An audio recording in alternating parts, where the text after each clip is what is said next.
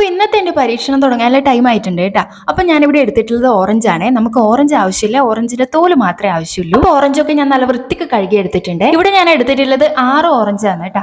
ഇതിന്റെ ഒക്കെ തോല് നല്ല ചെറിയ ചെറിയ പീസുകളായിട്ട് കട്ട് ചെയ്തെടുക്കുന്നുണ്ട്. ഇനി നമുക്ക് ആവശ്യമുള്ളത് വെളുത്തുള്ളി, പച്ചമുളക്, ഇഞ്ചിയാണ്. ഇനി ഒരു പാൻ അടുപ്പത്തേക്ക് വെച്ചിട്ട് അതിലേക്ക് കുറച്ച് വെളിച്ചെണ്ണ ഒഴിച്ചിട്ട് വെളുത്തുള്ളിയും ഇഞ്ചിയും പച്ചമുളകും ഒക്കെ നന്നായിട്ടൊന്ന് വഴറ്റി ആ കൂട്ടത്തിൽ തന്നെ ഓറഞ്ചിന്റെ തോല് ഇട്ട് കൊടുത്തിട്ടുണ്ട് കേട്ടോ.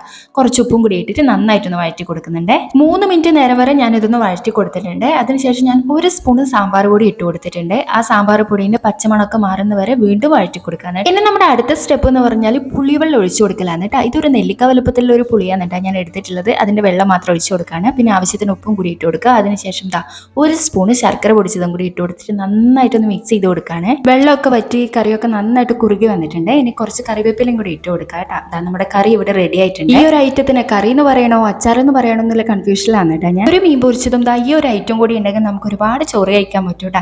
എന്തായാലും ഇത് മസ്റ്റ് ട്രൈ ആയിട്ടാണ്. എൻ്റെ വീട്ടിൽ എല്ലാവർക്കും ഭയങ്കരമായിട്ട് ഇഷ്ടപ്പെട്ടിട്ടുണ്ടായിരുന്നു കേട്ടോ.